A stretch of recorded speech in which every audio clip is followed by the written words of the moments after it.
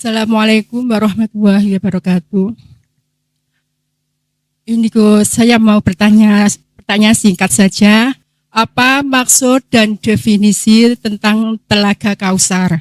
Karena saya mendapatkan kata-kata Telaga Kausar pada waktu saya kholwat dan sebelumnya saya belum mengetahui apa itu Telaga Kausar. Mohon penjelasan secara hakikat. Terima kasih. Assalamualaikum warahmatullahi wabarakatuh. Waalaikumsalam warahmatullahi wabarakatuh. Telaga Kausar itu adalah satu tempat yang menyumberkan, memunculkan sesuatu itu akan membahagiakan terhadap siapa yang meminumnya.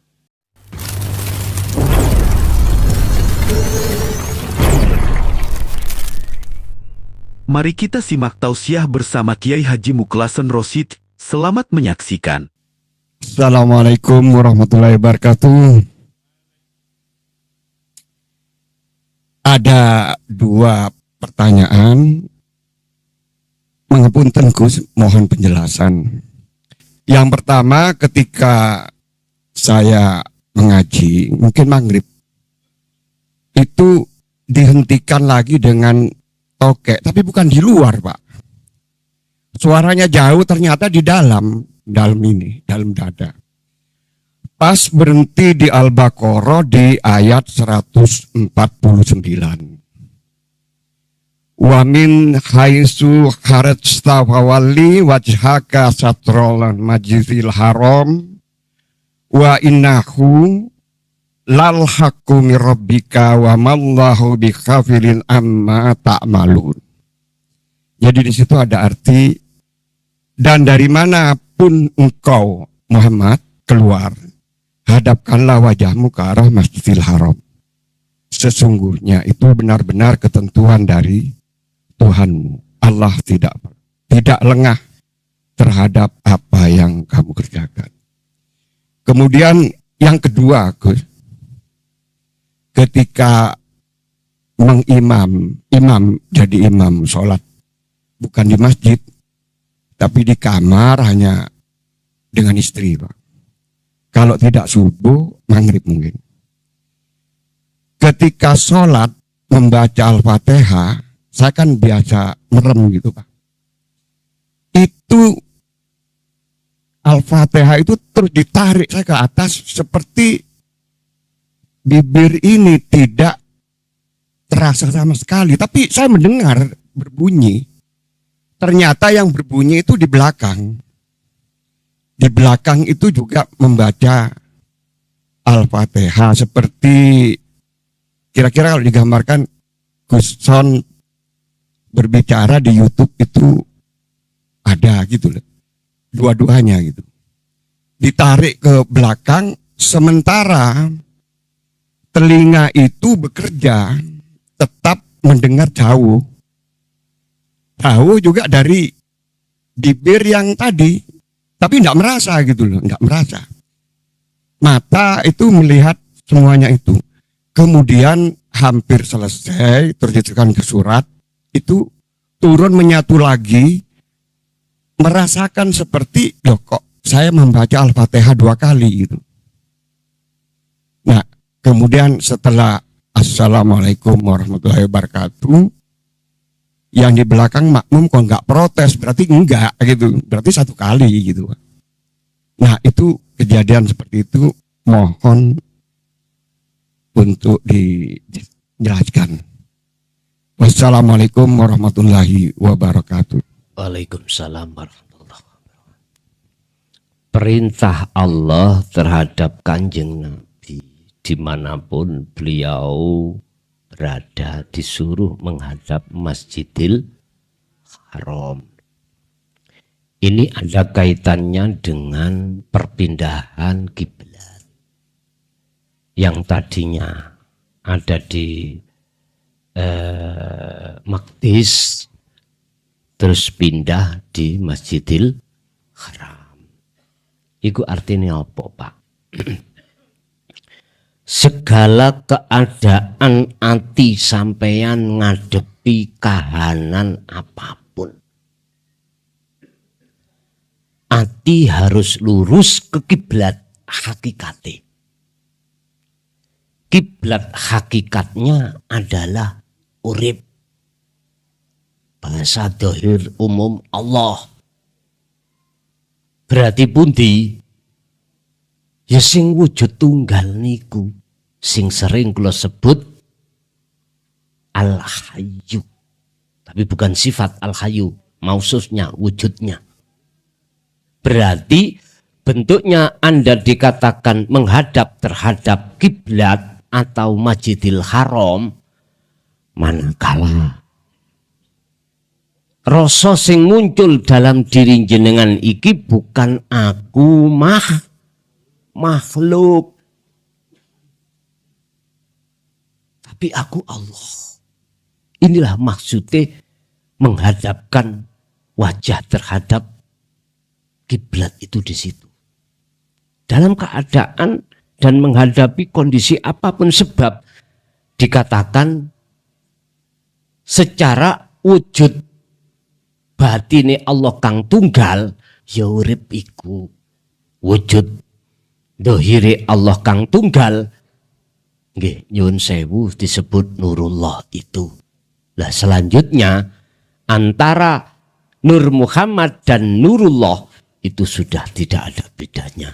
Antara wujud batin dan wujud dohir di dalam kewujudan tunggalnya sudah tidak ada beda.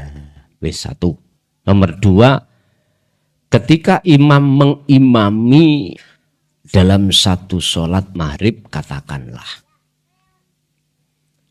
kejadian apa yang sudah jenengan ceritakan mulai awal tadi bisa kami simpulkan bahwasanya qad aflahal mu'minuna alladzina hum fi sholatihim khashi'un.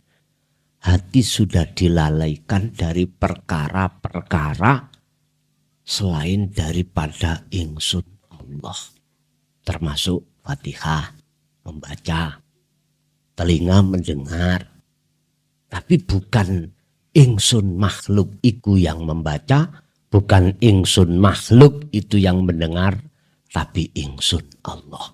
Inilah yang disebut sesuai dengan surah Al-Mu'minun ayat 1 dan 2 tadi. Qad aflahal mu'minuna alladzina hum fi sholatihim khashi'un. Bertemu Allah dikatakan makrifat. Mekaten. Adik wonten monggo. Cik.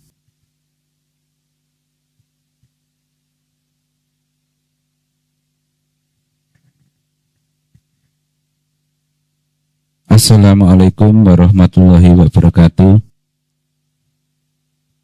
Dumateng Gusun kula nyuwun ada satu pertanyaan. Untuk mencapai pemahaman Allah wujud, kita harus berani lompat pagar atau nerobos pagar istilahnya. Sedangkan kita dikenalkan dengan akidah-akidah, baik itu yang ahli sunnah ataupun aliran-aliran yang lain. Nah, yang saya tanyakan, di manakah batas-batas akidah baik ahli sunnah ataupun yang lain itu? Apakah sebatas muraqabah atau sampai kepada makom fana untuk membatasi umat ini? Begitu Gus, terima kasih. Wassalamualaikum warahmatullahi wabarakatuh. Waalaikumsalam warahmatullahi wabarakatuh. Batas-batas di antara air tawar dan air asin itu ketika saat jenengan iki sudah ditarik Allah, dijadab Allah ning makom fana.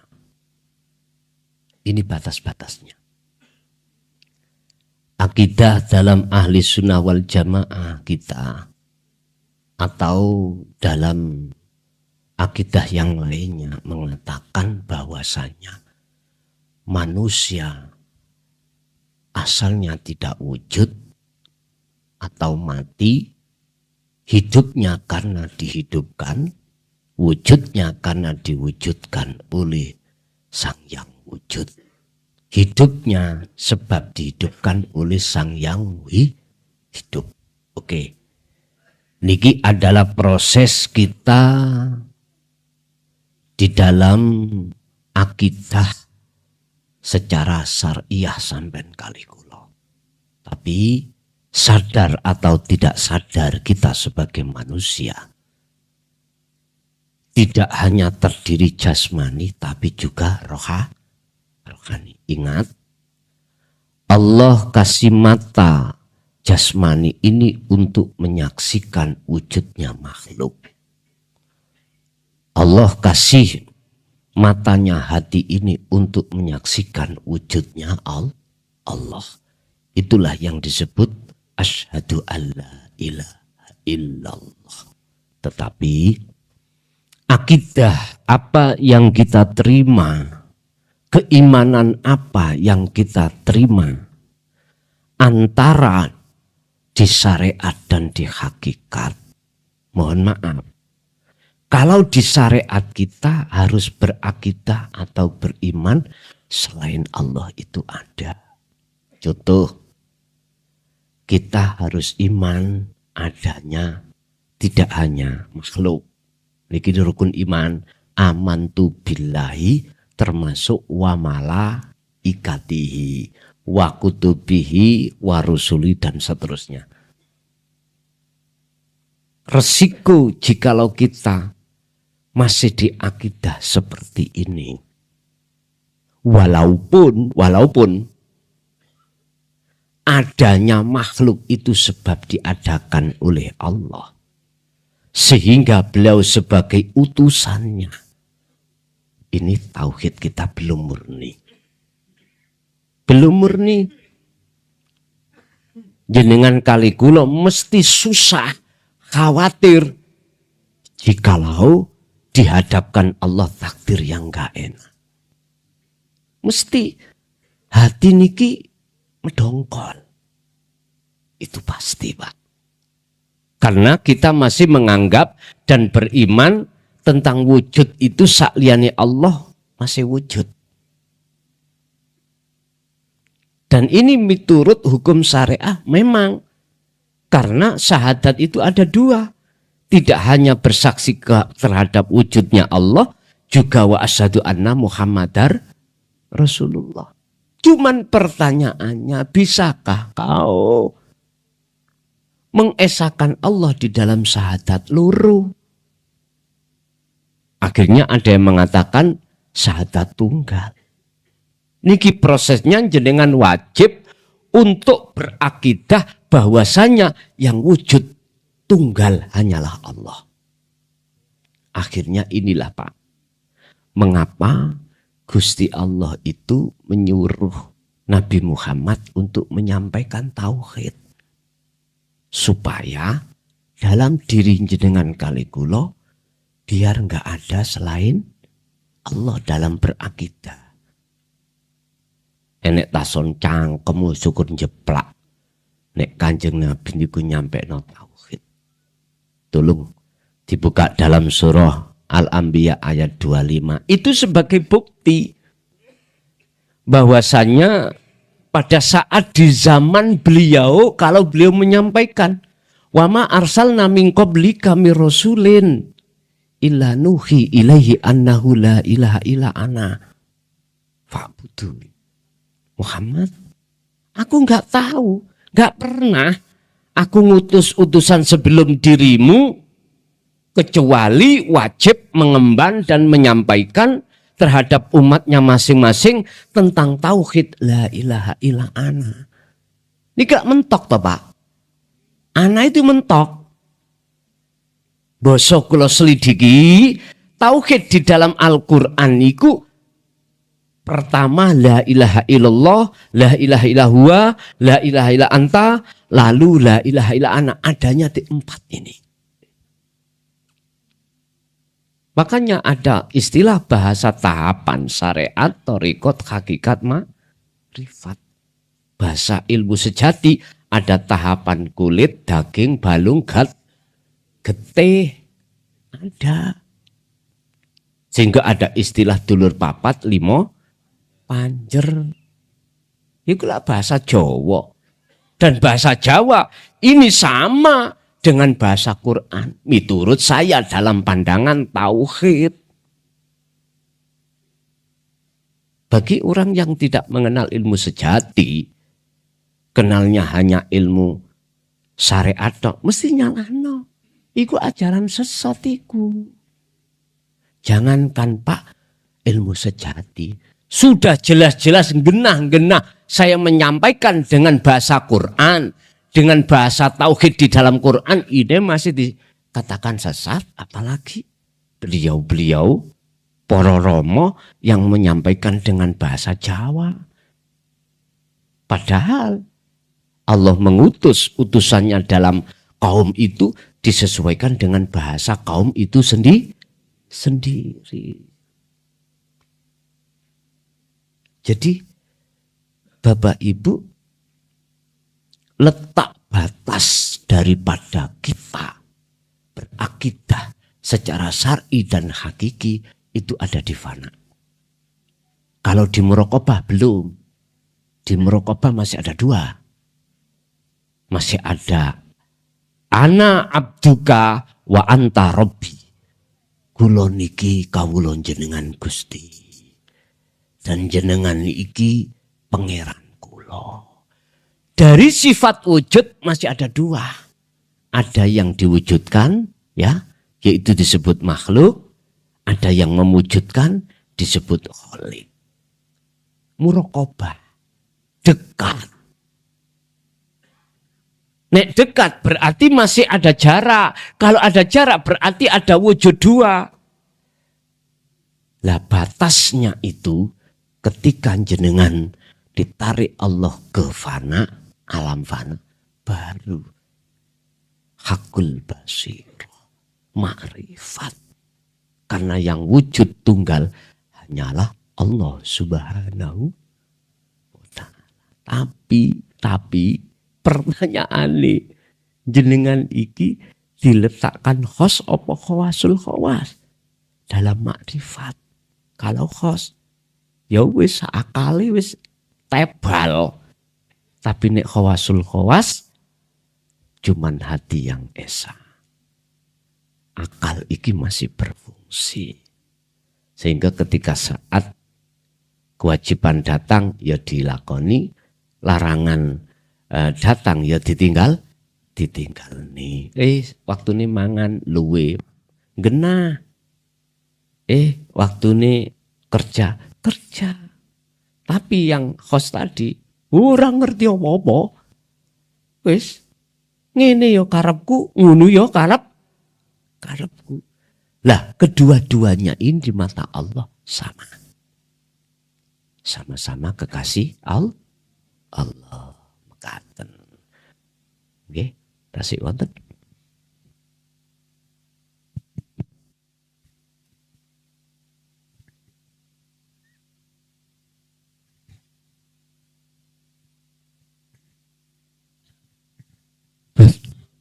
Bismillahirrahmanirrahim. Assalamualaikum warahmatullahi wabarakatuh. Alhamdulillah matur suwun kesun yang telah memberikan kepada kami semua inggih menika jalan untuk menuju kepada yang namanya urip. Mulai bertahun-tahun yang dulu saya sudah mengikuti panjenengan, namun titiknya niku kula wedi ajrine napa? Enting-enting panjenengan niku ojo wedi dadi wong gendeng. Nah, iku kula niku sing paling wedi. Karena apa? Wong gendeng niku kasarane kana sing sadar-sadare marono pasar. Sadar-sadare wis marono ke terminal. Terus kula kotek apa sih karepe Gus Jon iki ngaji ngene iki. Secara teori alhamdulillah sampun masuk, insyaallah sampun masuk. Namun ketika saya hadapkan kepada yang namanya urip, itu terjadi sesuatu yang sangat hebat sekali terhadap diri saya. Kita tukarlah wajilat qulubukum. Redeg niku mboten saged dihentikan, mboten saged dilereni. Wis sing bingung, sing lemes, sing apa sedaya numpuk. Terus niku terjadi ketika saya mendengarkan panjenengan dan saya praktekkan. Nah, kejadian seperti itu saya mundur lagi. Mosok Allah yang sudah nyawiji isih ana rasa redeg wedi bingung. Iki berarti durung sampai. Ngoten nggih. Terus kula maju malih. Maju, alhamdulillah wajilat qulubukum meniku tasih wonten, namung sampun sekedhik sampun kula atasilah kasarane. Namung teng mriku tasih wonten iradah karep osok ayang-ayang kados panjenengan wau ayang-ayang kok iso ana karep. Iki karepe sapa? Nah, mosok nek wis nyawiji iso ana karep, nek berhadapan kalian tiyang bahaya sekali. Sak ucap iku iso dadi kedaden. Punten. Niku kula nyuwun pitutur panjenengan ya napa caranipun keranten niki kula sampun sepah. Terus terang kula kepingin sekali innalillahi wa inna ilaihi rajiun. Mati sebelum mati. Niku kepingin ngadep datang Allah. Keranten kula sendiri sebagai santri panjenengan slidikake keterangan panjenengan niku semampu kula ingkang kula serap kula praktekaken walaupun secara mandiri. Untuk itu saya minta panjenengan untuk menjelaskan kepada kami, khususnya kepada saya. Matur suwun. Assalamualaikum warahmatullahi wabarakatuh. Waalaikumsalam warahmatullahi wabarakatuh. Wajilat qulubuhum niku sebagai proses berkurangnya wujud selain Allah dalam ketiadaan. Berangsur-angsur itu nanti akan hilang. Saat jenengan iku estu Gusti Allah naruh atau menarik atau meletakkan di makom makrifat setelah fana itu, maka wajilat qulubuhum itu mesti ditiadakan Allah. Dan juga irodah, kehendak dalam diri makhluk itu pasti Allah tiadakan, akhiri dadi kehendaki ingsun Allah. Urusan ketemu makhluk lain untuk berkehendak, apakah bahaya? Pak Gusti Allah iku luwih paham katimbang kita. Gak mungkin Gusti Allah iku nyeplak wong sing gak salah. Gak mungkin. Istilah bahasa ini. Kalau ini bagiannya si A, gak mungkin dikasihkan si B. Sebab gak ono ceritani Gusti Allah keliru. Mboten enten. Cuma nafsu wae iku sing ngoyak-ngoyak. Nafsu wae sing ngoyak-ngoyak. Contoh, napa Gusti Allah meling nang Nabi Adam, jikalau kau betul-betul ingin abadi manggon selamanya di negeri iki pada saat itu disebut surga ya, rahmat. Ojo pisan-pisan kamu mendekati pohon itu. Beda nafsu. Dam, nek nafsu ngomong, kuwi nek kepingin kekal terus di dalam negeri ini, cedek ono dan panganan buah itu. Sebab khuldi itu maknane kekal, sapa sing mangan iku mesti kekal. Lali Pak mbek pesene Gusti Allah. Kebalikane. Itu tadi. Artinya apa? Kalau kita lalai, gak sadar, sing diwujud iku Allah. Sing duwe kehendak iradah iku Allah. Itu tadi, saenake. Kasih sayang terhadap sesama boten wonten. Yang ada hanyalah ingin menang sendiri. Bapak Ibu hadirin rahimakumullah. Dados Pak, nek estu sampun ditarik Allah di dalam alam fana dan makrifat, mongko gak usah khawatir. Apa jikalau munculnya kehendak, iku kehendak Allah mesti sifatnya Rahman Rahim. Urusan masalah wedi, aku kok gendeng dan lain sebagainya, itu sebetulnya bisikan nafsu dalam diri kita supaya kita terhenti. Wa yasudduna an sabilillah. Surat Ibrahim ayat 3. Nafsu dan bolo tentarane nafsu iku Pak ngalang-ngalangi supaya jenengan boten tindak terus. Supaya mandek, tidak terus sampai kepada makom fana dan makom makrifat, bertemu Allah. Terus ya napa? Andai kata saya masih di posisi napa sik wedi teko kuno, ya wis ra apa-apa. Sing gawe wedi ya Gusti Allah. Ngoten mawon.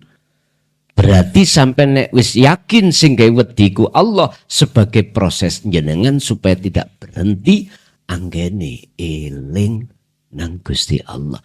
Bukrotau wa asila.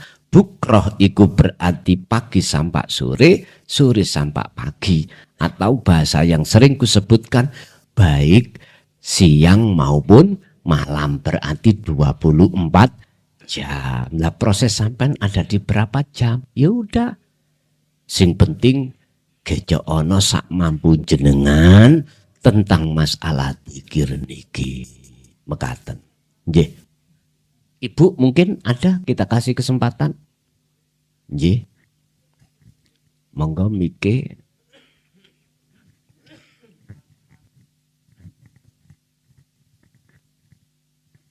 Assalamualaikum warahmatullahi wabarakatuh. Niki di luar tema nggih Gus, napa sing kula alami sakniki? Kula lek kholwat niku kok awak kula panas ngoten. Dan suatu saat niku kula kholwat jam 2 malam, kaki sampai kepala niku panas. Kayak mau keluar tapi gak bisa keluar. Itu bagaimana Gus? Saya minta solusinya. Setiap saat itu badan saya itu nggak enak kayak orang apa ya Gus, ditandangi gitu loh. Nggih ngoten ya Allah. Kula sampai ya Allah. Lek anjen Jenengan waktu kholwat dikiri sirul asrar fungsi badan. Fungsi Gus. Fungsi nggih. Nggih. Sampai kula doa ngeten ya Allah, pun sampai anak putu kula kena kayak konten beten kiat ya Allah, kula ngoten. Ngoten mawon Gus. Kula nyuwun solusine ngoten mawon. Assalamualaikum warahmatullahi wabarakatuh. Waalaikumsalam warahmatullahi wabarakatuh. Oh nggih Gus, ten geger kula niku kok kaya wonten sing gerak ngoten lho. Kula damel kholwat niku ngeplek ambiar ngeten. Terus mangke lek ne anu ngoten rasane kaya ngeten. Sampai ngeten nggih. Ngoten mawon. Assalamualaikum warahmatullahi wabarakatuh. Waalaikumsalam warahmatullahi wabarakatuh. Dimanapun jikalau ada hak ketemu batil mesti tarung. Perkara hak dengan perkara batil mesti tarung. Jenengan posisi kholwat berarti perjalanan ninggalno dalane nafsu nuju dalane Gusti Allah. Dikira terus nafsu ridho, mboten ridho. Nafsu akan masuk satu yastahibbunal hayatad dunya. Membikin ati sampean kali kula niki mencintai selain Allah. Gak bisa nafsu lewat jalan itu. Kedua, wa yasudduna an sabilillah. Jenengan dihalang-halangi dari jalan Allah supaya ditarik lagi berjalan di atas jalan nafsu. Dalane nafsu mek situ. Napa? Ndadekno ati iki lalai nang Gusti wis dengan jalan apapun. Fungsi ini wonten mriku.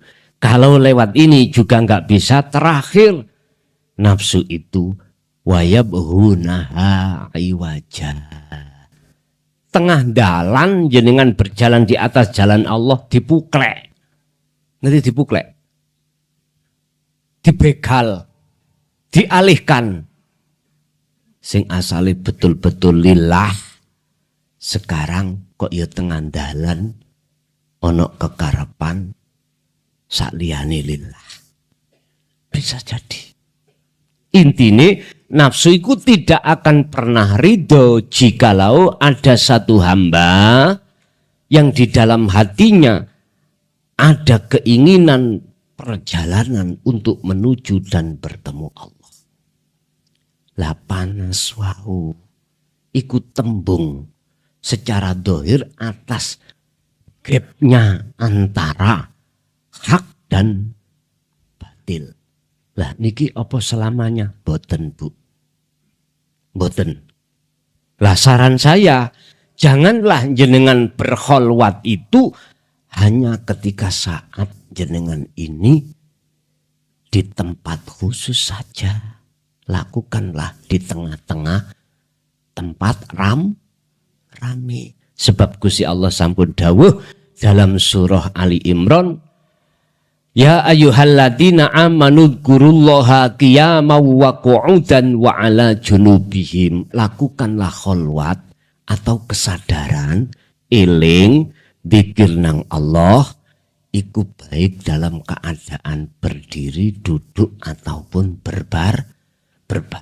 Artinya segala keadaan secara umum.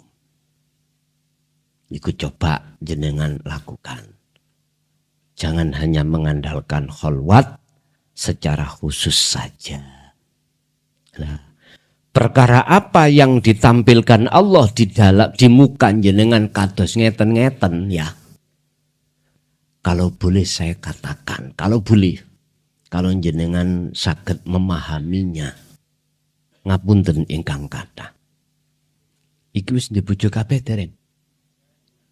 Ana sing dereng ah. Ada wis ngene ngene. Orang mengatakan bahasa rokok itu mesti ada prosesnya, papir, nggih, mbako, cengkeh. Iku kesebut sedaya. Artinya Allah memproses panjenengan Bu miturut cara Allah sendiri yang kadarnya itu tidak memberatkan jenengan. Sebab Allah tidak akan mungkin memberikan beban di atas kemampuan hambanya sendiri. Sing penting jenengan rela, ikhlas dengan cara mengalirlah. Jadilah jenengan kali kula seperti gandengane trek. Gandengane trek dia. Ditarik ngalor lewat jalan alus, kadang ono, kadang dilewatno dalan grunjal, enggak kepenak. Trek iku yo gak tau sambat. Padha mbek wayang kulit niku lho digebuk-gebukno dalang. Gak ono wayang iku noleh nang gone dalang itu jangkrik loro.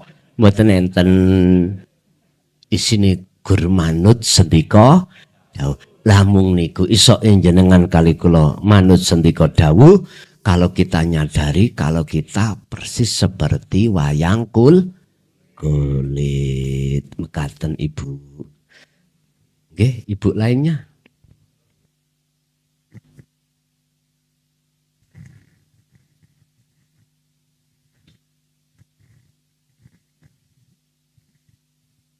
Assalamualaikum warahmatullahi wabarakatuh. Ini saya mau bertanya singkat saja. Apa maksud dan definisi tentang Telaga Kausar? Karena saya mendapatkan kata-kata Telaga Kausar pada waktu saya kholwat dan sebelumnya saya belum mengetahui apa itu Telaga Kausar. Mohon penjelasan secara hakikat. Terima kasih. Assalamualaikum warahmatullahi wabarakatuh. Waalaikumsalam warahmatullahi wabarakatuh.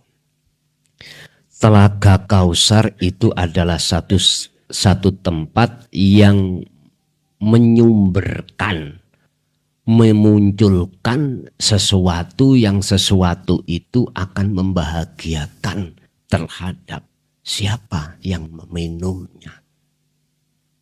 Telaga itu adalah tempat, Al-Kautsar itu sesuatu yang seluruh hati umat manusia menginginkan. Tapi mayoritas ketika di dunia tidak menginginkan. Al-Kautsar, mohon maaf, itu sebetulnya ma'ul hayat. Air kehidupan. Apa air kehidupan itu? Kalau saya proses namanya takwa adalah ilmu, amal, istiqomah. Berhubung. Bab masalah ma'ul hayah atau ilmu tauhid itu tidak dijelaskan oleh para alim ulama secara umum, maka kita nggak ngerti. Padahal itu yang dibutuhkan.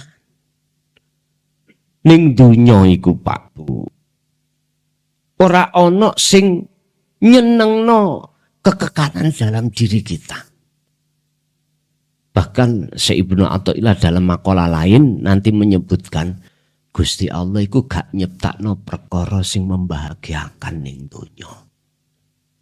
Perkara sing membahagiakan iku cuman di akhirat. Iku karepe ngeten.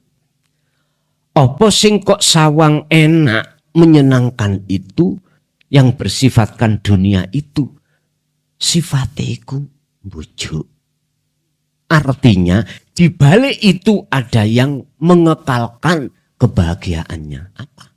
Dijawab, yaiku alladzina amanu wa tatma'innu qulubuhum bidzikrillah. Sebab hati selalu ingat kepada Tuhannya itulah yang akan menjadikan hati itu tentram. Berarti apa? Dzikir itu sebagai wasilah, sebagai pertemuan jenengan kali kula. Berarti ketentraman hati yang abadi itu jatuhnya ketika bertemu Allah karena kekal. Nek selain Allah gak kekal. Ibaratin jenengan gak ada garwa kaya Arjuna gedhe dukur ganteng. Nek umur 90 peok. Wis bringase mang wis gak ono wis. Nguber putune wis mboten kuat. Berarti gak kekal. Jorawak dhewe sing umur 70 lho Pak. Lungguh kesuwen ngadegi goleki cagak. Lah nggih to? Nggih.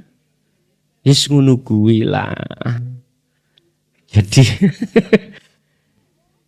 Jadi yang dimaksud makalah Syekh Ibnu Athaillah niku gak ono ning donya iki Allah menciptakan sesuatu yang bahagia, itu maksudnya karena tidak kekal. Lah sekarang di balik itu ada yang kekal. Apa? Alam akhirat. Dan di mana alam akhirat? Ya di sela-sela alam dunia ini. Makanya kata Rasul, kamu akan bisa sampai ke alam akhirat, kuncinya cuma satu, wa dzakarallaha katsiron. Al-Ahzab 21 teng mriku. Jadi yang dimaksud Telaga Kausar, satu tempat yang menyumberkan keabadian. Ibaratnya syariat, kuwi nek ngombe banyu Telaga Kausar gak ngelak selawas lawas sih, ya niku maksudnya. Nggih. Ibu tasik wonten setunggal kas.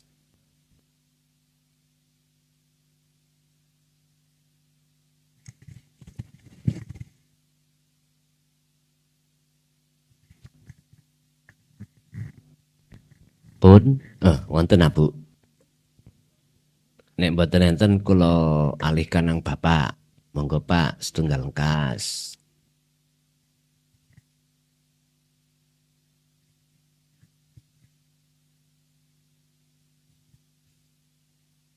Assalamualaikum warahmatullahi wabarakatuh. Ini saya Gus badhe tanglet masalah salik dalam perjalanan kholawatnya. Sudah berusaha bidayahnya betul, tidak merasakan dirinya yang kholwat, semuanya Allah. Tapi dalam perjalanan kholwat itu salik tidak pernah ditemukan dengan alam mukasyafah. Itu apa sudah dikatakan kholwat yang betul apa belum? Gitu yang saya tanyakan. Terima kasih. Wassalamualaikum warahmatullahi wabarakatuh. Waalaikumsalam warahmatullahi wabarakatuh. Alam Allah terbagi menjadi 3, muhadharah, mukasyafah, musyahadah. Muhadharah berarti alam kasunyatan iki dihuni oleh makhluk kasar. Mukasyafah dihuni oleh makhluk halus. Musyahadah dihuni oleh wujud tunggalnya Allah. Dan alam musyahadah bagi orang yang sudah wusul itu dalam muhadharah ataupun di mukasyafah. Apakah si salik ketika suluknya sudah, bidayahnya sudah benar, tidak dikelihatkan isi daripada alam mukasyafah itu sudah benar? Sudah.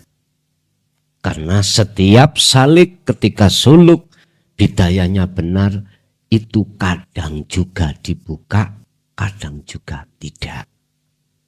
Berarti bukanya alam mukasyafah bukan sebagai barometer si salik itu sudah wusul. Tidak selamanya begitu. Yang menjadi barometer si salik ketika bidayah suluknya benar, sudah tidak ada selain daripada wujud Allah itu sendiri. Maka walaupun dibuka atau tidak dibuka, itu no problem. Nggih, Bapak Ibu hadirin jamaah, apa yang sudah Allah berikan dalam kesempatan malam hari ini, momen-momen yang baik ini estu-estu menjadikan satu buah ilmu ingkang manfaat barokah terhadap anak keturunan kita ila yaumiddin. Lahumul Fatihah.